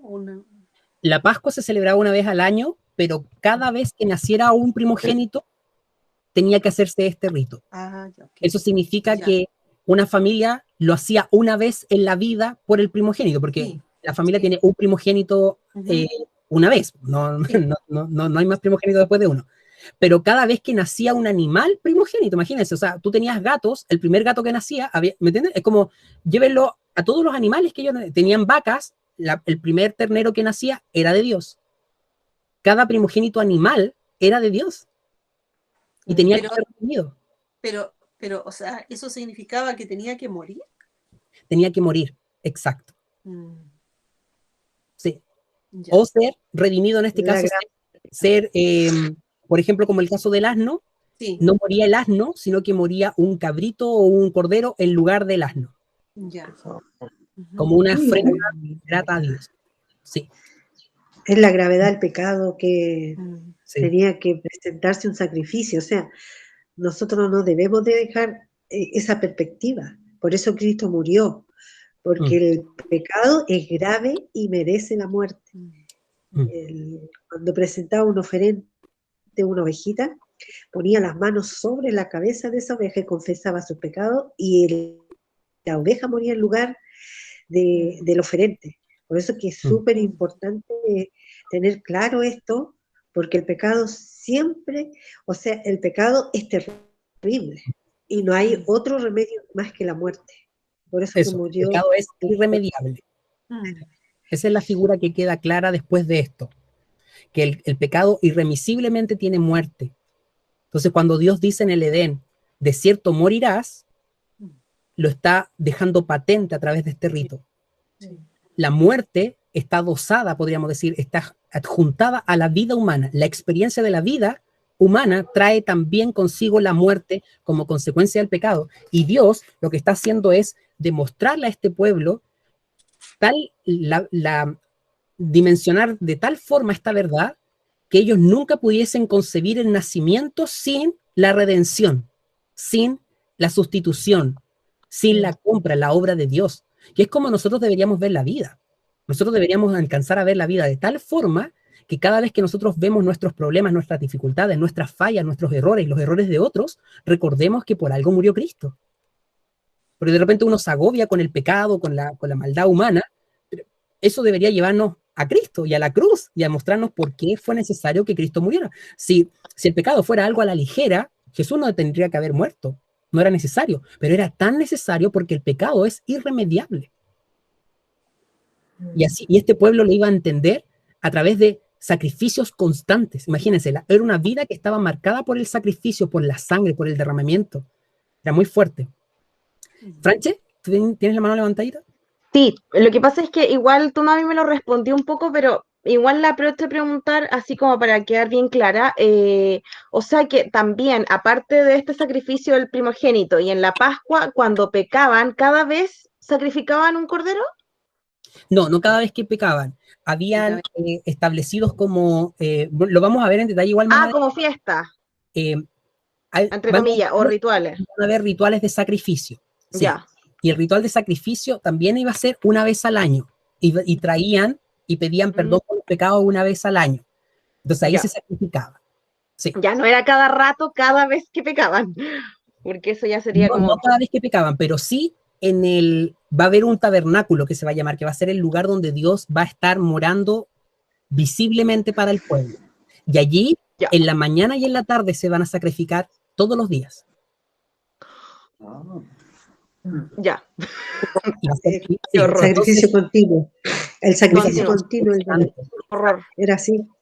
Me pregunto yo, o sea, solamente como duda, como hacer ese sacrificio constantemente, ¿los habrá realmente llevado a pecar menos o pecaban igual? Es que eso no yo no sé si, por ejemplo, si yo viera eso constantemente, porque a nosotros se nos olvida, es como o por lo menos a mí, cuando peco.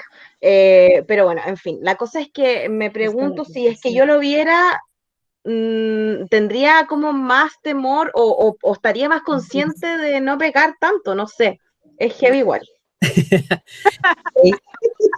Mira, yo te creo, Franche, no soy quien para negar tu experiencia de vida, pero mi suposición es que nosotros nos acostumbraríamos al olor asado y después lo mismo. ¿Por qué? Porque la naturaleza del pecado es tal que nos lleva a acomodarnos a las situaciones. Sí. Entonces, y lo vamos a ver patentemente. ¿Por qué? Lo vamos a ver en detalle igual, pero esto es un spoiler. Pero va a llegar un momento donde el tabernáculo va a estar constituido, van a haber personas, porque no cualquiera va a poder ir y sacrificar. El que sacrificaba, la persona que hacía el sacrificio, pero era una persona encargada de sacrificar, cómo ponían el fuego, cómo derramaban la sangre, alguien que se lavaba, había una ceremonia estricta. no cualquiera entraba al lugar santo y menos al lugar santísimo. Al lugar santísimo se entraba una vez al año una persona cuando Dios lo permitía para ofrecer, podríamos decir, como expiación por todo el pueblo, el perdón de pecados. Y si esa persona entraba impura, es decir, sin pecados confesos, moría. Y entraba amarrado porque nadie podía entrar a buscarlo. Porque si alguien entraba a buscarlo, es como todos morían. Entonces, nunca iban a dejar de morir. Entonces, entraba amarrado para que si moría y tenía campanitas en sus faldas para saber que estaba vivo, y si el pueblo dejaba de escuchar las campanitas, era porque Jehová lo había matado y tenían que sacar dando la cuerda. Ese era el nivel de santidad de Dios. ¿Se entiende? Y la Biblia nos va a decir que existió hijos de sacerdotes que fornicaban a las afueras del tabernáculo. Y uno dice, ¿pero cómo? Si tenés los sacrificios, tienes la presencia de Dios, estás en el templo y estás fornicando afuera. Otros que se robaban la carne del sacrificio. Y uno dice, ¿pero cómo es posible? Porque la naturaleza humana, el pecado, nos ciega. Entonces, estos sacrificios no bastaban, Franche. ¿Por qué? Porque necesitamos un cambio de corazón. Y por eso necesitamos el mejor y verdadero sacrificio, a Jesús. Y hasta que Él vino, no teníamos oportunidad. Y aún después de su llegada, nosotros estamos siendo transformados, porque todos los días nosotros todavía nos vemos enfrentados a pecar y a veces no nos olvidamos del sacrificio de Jesús y lo olvidamos. Entonces, es quizás como ahí para responder. Sí. Oye, Felipe. Le voy a dar la palabra a los Blazer Lux que tienen la mano levantada y después a la Ceci. No, yo no. Si era para decirte que el Javi quería hablar, eso sí. Había levantado. Sí. Bueno, estábamos comentando con el Javier que como lo mismo de la pandemia, que igual al final la gente se acostumbra y ya después como que hace fiesta igual y sale igual y todo. Se relajan. Sí. Exacto, sí, muy bien. Pipe, yo tenía una duda. Dígame. El sacrificio a los animales. ¿Los animales también entonces están como corrompidos por el pecado?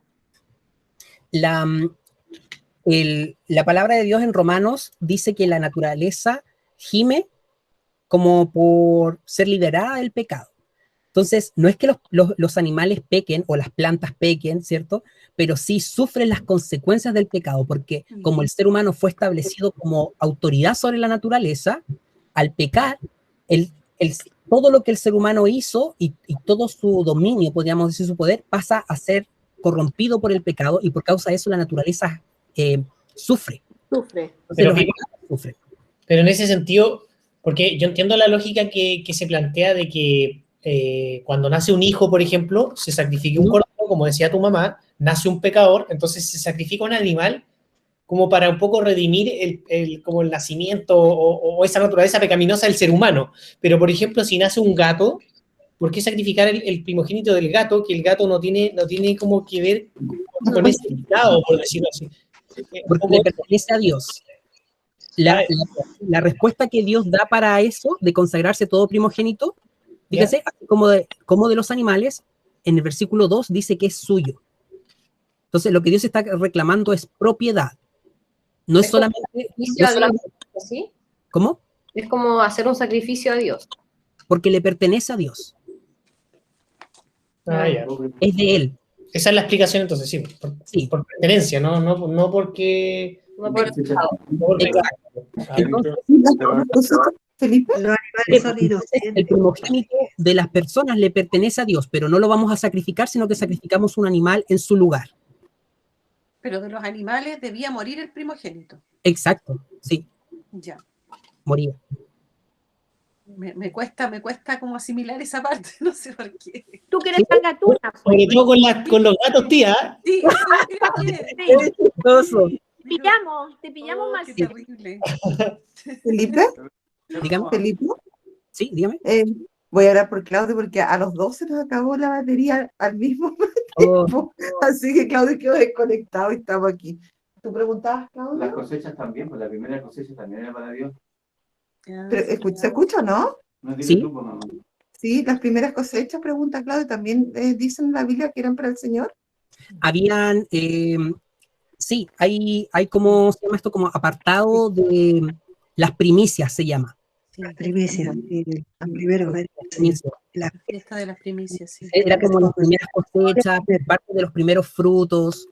Es un de reconocimiento que todo viene de Dios y todo es de Dios, y por tanto es una forma de reconocerlo a Él como el proveedor. El proveedor. El proveedor, exacto. Bien, ¿alguna otra duda, alguna otra pregunta? Ya, nos queda poquito, pero voy a leer igual.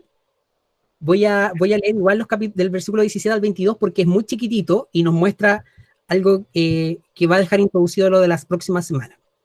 Dice, luego que Faraón dejó ir al pueblo, Dios no los llevó por el camino de la tierra de los filisteos, que estaba cerca, es decir, por el camino más corto. Porque dijo Dios, para que no se arrepienta el pueblo cuando vea la guerra y se vuelva a Egipto. Mas hizo Dios que el pueblo rodease por el camino del desierto del Mar Rojo, y subieron los hijos de Israel de Egipto armados. Tomó también consigo Moisés los huesos de José, el cual había juramentado a los hijos de Israel diciendo, en Génesis 50, ¿se acuerdan que él había dicho? Dios ciertamente os visitará y haréis subir mis huesos de aquí con vosotros. Miren, ha pasado 430 años y se cumple lo que José había anticipado también. Glorioso el Señor. Y partieron de Sucot y acamparon en Etam a la entrada del desierto. Y Jehová iba delante de ellos de día con una columna de nube para guiarlos por el camino, y de noche en una columna de fuego para alumbrarles, a fin de que estuviesen de día y de noche. Que anduviesen de día y de noche. Nunca se apartó delante del pueblo la columna de nube de día, ni de noche la columna de fuego. Entonces, este pueblo salió con mano poderosa, pero también en la salida ellos van viendo la gloria de Dios constantemente. Imagínense lo que es ver una columna de nube, ya, es como un poco más normal, ¿cierto? Ya, la nube, uno ve nubes, entonces una columna a lo mejor podría ser como algo más cotidiano, pero una columna de fuego en la noche no da lugar a segundas opiniones, ya es como, estás viendo la gloria de Dios. Dios es tal el nivel de amor que tiene hacia este pueblo, que fíjense que los lleva por el lugar más largo para que no se desanimen ni se desalienten ante la posibilidad de guerra. Fíjense lo que está pensando Dios. Es como la capacidad que tiene Dios de conocer el corazón humano, pero también de mostrar misericordia ante nuestras debilidades. Él conocía que este era un pueblo temeroso. Entonces, los lleva por el lugar más largo para que su corazón no se llene de temor y quieran volver a Egipto. Uno podría pensar que Dios va y los va a llevar por cualquier lado y les da lo mismo y acostúmbrese y como mano férrea, pero Dios es compasivo con este pueblo y nos va a mostrar constantemente estas como dos aspectos de Dios que lo hacen un ser tan temible y tan reverenciable, que es un poder sobrenatural que no conoce límites, pero también de una ternura y de una capacidad de amor tan grande que muestra su misericordia en estos pequeños detalles. Como una aplicación rápida, es interesante saber que probablemente a lo mejor el pueblo en este momento no se da cuenta por qué van por el camino largo. Quizás ellos no saben por qué Dios los está llevando por el camino largo, pero Dios tiene un propósito, que su corazón no se desanime. A veces nosotros sentimos que Dios debía haber hecho las cosas así, 2, y llegar al resultado. Hoy yo he hecho esto en este año, en un mes, en una semana, tengo mi vida resuelta, voy a hacer esto, y es como que trazamos pasos, y en 1, 2, 3 pasos estamos listos. Y Dios nos lleva por paso 10, paso 20, paso 50, y uno dice, oye, Señor, ¿pero qué estás haciendo? Dios sabe por qué está haciendo las cosas. Dios sabe si a lo mejor nos está permitiendo ganar menos en este momento porque a lo mejor nuestro corazón no soportaría la tentación de ganar más. Dios lo sabe. Dios sabe que a lo mejor hay cosas que podrían ser bendición y hay cosas que a lo mejor podrían ser de tropiezo para nuestras vidas. El camino más corto para el pueblo de Israel significaba tropiezo para sus corazones. Y Dios los va a llevar por el camino largo, por amor de ellos. A nosotros muchas veces Dios nos va a permitir ir por el camino largo por amor de nosotros, y no porque nos odie, sino porque nos cuida, porque nos ama. Entonces es tan importante que aprendamos a ver el cuidado de Dios y que el proceso por el cual Dios nos está llevando a nosotros de manera personal, en nuestras familias, si hay alguna oración que ustedes a lo mejor están haciendo y a lo mejor sienten que Dios les está dando la vuelta larga, confíen. Este es el carácter de nuestro Dios. Es un Dios que le ha hecho nada más que bien a este pueblo y es lo que hace con nosotros. Todo lo que Dios hace con nosotros es por amor y en amor. Y si nos disciplina es por amor. Y si nos dice no es porque nos ama. Y si nos dice sí es porque nos ama. Es como su decisión es la correcta para nosotros, para nuestro corazón. Así que démosle gracias a Dios. Oye, he estado todo el año ganando poco. Chuta, ¿qué pasa, Señor? Yo quiero un trabajo. Y resulta que a lo mejor tu corazón no está listo para ganar más. Pucha, Señor, quiero una pareja. A lo mejor tu corazón no está listo para una pareja. Pucha, Señor, quiero esto resuelto, quiero este ministerio. Bueno, a lo mejor no está listo tu corazón. A lo mejor si Dios te lo da, eso va a causar que tu corazón se desvíe, que se ensoberbezca, que falle. Confiemos en el criterio de nuestro papá y sigamos esa nube, sigamos esa columna de fuego, sabiendo que su fidelidad no desmaya, que su fidelidad no cesa, que Él sigue guiando nuestros corazones y como dice el versículo 22, nunca se apartó de delante del pueblo. Dios nunca se va a apartar de su pueblo, porque Él es fiel. Ahora sí, eso fue en 3 minutos, la hice récord. Como 5 versículos en 5 minutos. Ya. ¿Quién quiere dar sus preguntas o comentarios? 6 versículos. Vale.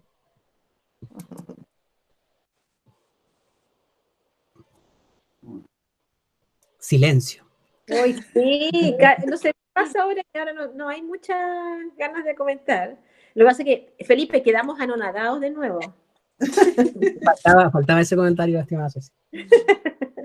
No, yo quería decir que delante cuando tú nos devolviste a Génesis, a mí, o sea, uno lo sabe y todo, pero me impactó el hecho de saber cómo Dios, que pasaron tantos años, y es impresionante cómo Dios respeta y cumple, Él es fiel a sus pactos, a sus promesas, y si uno ve eso en la actualidad, el ser humano es tan poco dado a cumplir sus compromisos en todo sentido. Entonces uno dice, Dios, a pesar de que pasaron generaciones de generaciones, cumplió lo que había prometido. Entonces eso es como, no sé, no hay nadie como Dios.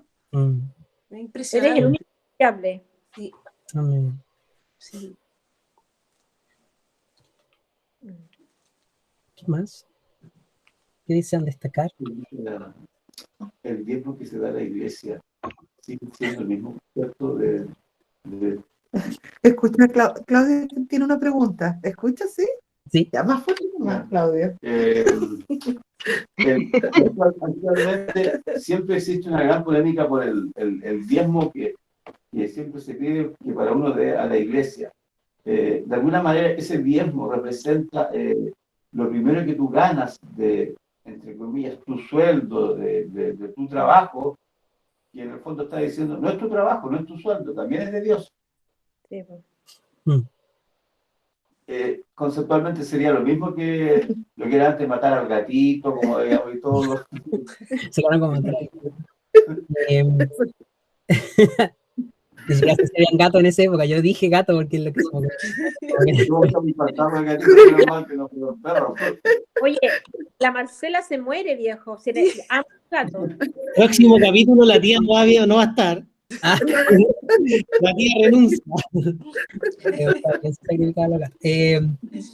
A ver, el diezmo, efectivamente Dios lo establece en el Antiguo Testamento como una forma de mostrarle al pueblo que debían ser agradecidos a Dios y darle a Dios lo que le correspondía a Él. Es como una forma de mostrar y de reconocer en tus finanzas, o en este caso en las finanzas de los israelitas, que Dios era el proveedor de todo. Ahora, este diezmo tenía una doble función, porque por una parte era recordar eso, pero también era para sostener a los levitas, que era una tribu que se dedicaba al exclusivo servicio a Dios. Eso significaba que ellos no tenían sus propias tierras, ni tampoco tenían sus propios ganados, ¿se entiende? Entonces, la forma en que el resto de las tribus sustentaba a esta tribu que se dedicaba solo al trabajo en el sacerdocio, era dándole y sosteniéndolos a través de los diezmos y las ofrendas, ¿ya? Entonces, siempre tuvo esa connotación. Por una parte es reconocer a Dios, pero por otra parte también el sostenimiento de, entre comillas, la obra de Dios. En el Nuevo Testamento, nosotros vemos ejemplos de que se hablan de diezmo y ofrendas, y vemos a la iglesia primitiva ofrendando a Dios, pero ya no vemos solamente el diezmo como en el sentido estricto del 10% de las ganancias, sino que lo vemos como ofrendas. Y hay algunas personas que ofrendaban todas sus pertenencias, y eso se dividía entre todos. Pero el espíritu de la acción sigue, ¿se entiende? Entonces, ya no es una cuota, ni es un porcentaje, pero sí es un corazón dadivoso. Hay muchas doctrinas, o sea, hay muchas opiniones que dicen que el diezmo ya no debería ser dado. Hay otros que dicen que debe ser dado. Yo creo que Dios siempre a nosotros nos desafía a ser dadivosos, y a ser dadivosos y a ir en pos de la misión. Y creo que eso no solamente no tiene relación con el diezmo en estricto rigor, sino que lo sobrepasa. Porque ahora debemos entender nuestra vida como una vida misional, y por tanto que debemos dar no solamente nuestros recursos, sino que nuestro tiempo a nosotros mismos a la misión. Y si eso significa que podemos sostener a otros que están predicando el evangelio, y que podemos ofrendarle a personas que están compartiendo las misiones lejos, transculturales, o que podemos ofrendar a ciertos ministerios, yo creo que lo podemos hacer y lo debemos hacer, lo debemos entender. Primeramente porque reconocemos a Dios en nuestras finanzas, pero principalmente porque entendemos que vivimos para compartir el evangelio. Y si nosotros no podemos dedicar nuestro 100% a eso, y hay otros que sí lo están haciendo, ayudarlos a sostenerlos para que tengan para sus necesidades. Pablo dice él que él aceptó a veces de iglesias el sostenimiento porque era la forma en que podía él dedicarse a hacer sus viajes misioneros. Y también en otras partes nos dice que él incluso trabajaba también para no ser gravoso para la iglesia. Entonces, ahí existen distintas... es un estudio largo, pero sí podemos ver que el principio de reconocer a Dios en nuestras finanzas nunca va a estar incorrecto, nunca va a estar mal. Y creo que el Señor pone en nosotros el deseo de ser dadivosos y de animarnos mutuamente, de sostenernos mutuamente, porque es parte de honrar a nuestro Señor, creo yo.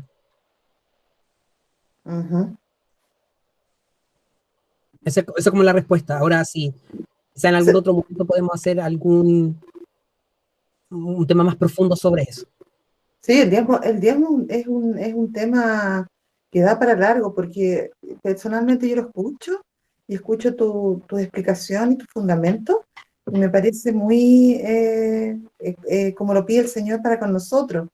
Pero hoy es un tema, o sea, toda la vida, yo no sé si antes habrá sido igual, pero es un tema, digamos, el diezmar y estar inserto en un mundo donde igual el dinero cobra un valor tan preciado, es complejo. Recién hace poco estábamos leyendo y decías tú que bueno que se viera reflejado en nuestros actos, se viera reflejado en el trabajo, se viera reflejado, de repente hasta en el trabajo, tú privilegias una postura que a veces está total y absolutamente alejada de lo que pide el Señor.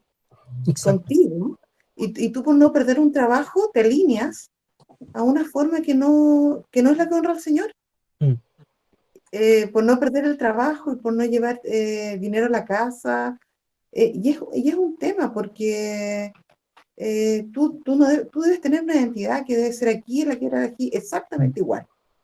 Y eso es un temor, y la plata frente a esas disyuntivas de la vida te hacen demostrar lo contrario. Porque tú lo explicas bien, pero cuando uno lo ve en la vida real, en uno o digamos, siempre ves como el dinero es el dinero, así como no es un medio, es un fin. Y es fuerte, es como digamos un cristiano coloca el dinero en el lugar que corresponde, como lo permite el Señor para lo que sea. No sé si me entienden. Sí. Entonces, es como el constante desafío de tener esa mirada, ponerlo en el correcto lugar, no como un fin final. Sí. Bueno, hay una serie de predicaciones que hay sobre el dinero súper buenas. Les voy a mandar el link por por el WhatsApp para si alguno tiene tiempo, después la puede revisar, porque creo que una de las áreas donde tenemos que aprender a crecer. Digo aprender a crecer porque a veces no crecemos porque no queremos crecer. Es como, ojalá saber lo menos posible. Disculpe, Felipe, porque inclusive hasta estos temas, digamos, del dinero, inclusive dentro de la iglesia, también es un tema porque a veces han habido problemas con iglesias lideradas, digamos, con el tema del dinero, que han hecho mucho daño quizás a corazones dadivosos, que en el fondo dañan, digamos, el corazón de un cristiano dadivoso. No debiera importarte, el verdadero cristiano no debiera importar qué haga el otro, pero sí hay mucha gente que sale en la batalla herida, también. Sí, justamente. Es un tema profundo y por eso, bueno, más adelante quizás vamos a poder profundizar más en ello. No era precisamente el tema de ahora, pero en algún momento quizás podamos conversarlo y hablarlo, porque la mayordomía con respecto al dinero también tiene que ver con aspectos del corazón, no tiene que ver con cifras. Es tan importante que nosotros reconozcamos, porque a veces pensamos que el que tiene problemas con el dinero es el rico, pero tú puedes ganar modestamente 50,000 pesos mensuales y tener problemas con el dinero. Claro. Porque puedes ganar poquito, puedes ganar mucho, y si en tu corazón tú eres codicioso, claro, y lo deseas y lo piensas y lo atesoras, estás teniendo un problema con el dinero, no importa si ganas poco. Y el problema con el dinero es que, como muchos otros pecados que son tan íntimos, tienen que ver siempre con el corazón, son difíciles de pesquisar a menos que los hablemos, que los conversemos y que arrojemos luz al respecto para darnos cuenta si estamos teniendo dificultades con eso. Simplemente para terminar, y como que se lo vayan pensando. Si ustedes no diezman, pecadores, no, mentira, no voy a decir eso. Como que súper jugón. No, pero piensen cuáles son las razones que los llevan a no diezmar. Claro. Piénsenlas nomás. Y como indaguen en su corazón, ¿qué está pasando ahí? ¿Cuáles son los pensamientos que vienen? ¿Cuáles son las aprensiones? Porque a veces viene como ese tiritón, así, pero ¿qué voy a hacer? ¿Cómo voy a dar esta plata? Esta plata debería ser mía. Entonces, piénsenlo, reflexionenlo, porque creo que internamente cada uno de nosotros tiene ciertas como razones, a veces justificables y otras veces no justificables, y ahí podemos empezar a atrapar nuestro yo codicioso, ¿sí? Y bueno, ahí da para alto, pero podemos conversarlo la próxima sesión. Sí. ¿Cuándo sale? Bien, vamos a hablar, señor. Me voy a comprometer, estimadas Marce, a ver bien si todos tenían que morir o no para traer tranquilidad sobre los gatitos, pero creo que voy a investigarlo bien para darles una respuesta la próxima semana. Ya. Y bueno, el día miércoles, si Dios quiere, nos volvemos a ver en Romanos, ¿ya? Vamos a orar al Señor para terminar. Padre bueno, te agradecemos profundamente. Una vez más te damos las gracias porque tú eres ese Dios todopoderoso que reclamó para sí, Señor, que consagró para sí a todos los primogénitos. Con eso, Señor, tú nos muestras que tú eres propietario de la vida y que aunque nosotros los seres humanos nos neguemos a reconocerlo, tú eres Dios y estás a cargo. Todo te pertenece. Te damos gracias, Señor, porque tú has consagrado nuestras vidas a ti también. Y no lo hiciste, Señor, por nuestros méritos, porque seamos especiales, seamos buenos, o porque lo hayamos buscado o anhelado en nuestro corazón. Tú nos llamaste por la misericordia que mostraste en Cristo. Por tanto, en esta tarde queremos primeramente darte gracias por Cristo, por esa provisión, por ese verdadero y mejor sacrificio que superó con creces a todos esos sacrificios que se hicieron. Tanta sangre se derramó, Señor amado, allá en el Antiguo Testamento. Tantos animales murieron como una figura de lo terrible que es el pecado. Pero ninguno de ellos pudo erradicar el pecado. Ninguno de ellos pudo resolver el problema del pecado en nuestras vidas. Pero tú, Jesús, al morir en la cruz, lo hiciste una vez y para siempre. Tu sangre, por eso es preciosa, porque sobrepasa con creces a todos esos animales y toda esa sangre que se derramó. Incluso si nosotros diéramos nuestra vida en rescate, nosotros no podríamos ni siquiera rescatarnos a nosotros mismos, porque nuestra sangre ya es pecadora, ya es culpable. pero no tu sangre, Jesús. Por eso en esta hora te glorificamos y te honramos, porque tú eres el verdadero y mejor sacrificio, porque tú eres aquel que satisfizo la ira del Padre, tú eres aquel cuya muerte nos trae a nosotros vida, y por eso en esta hora recibe nuestra adoración, nuestra gratitud, el amor de nuestros corazones, Señor, y también la adoración de nuestros labios. Corónate, Jesús, con nuestras alabanzas, y te pedimos que tu nombre hoy sea glorificado y que tu nombre sea enaltecido en nuestros corazones, en nuestras mentes, en nuestras emociones. Te damos gracias, Jesús, por venir en rescate nuestro y también por enseñarnos.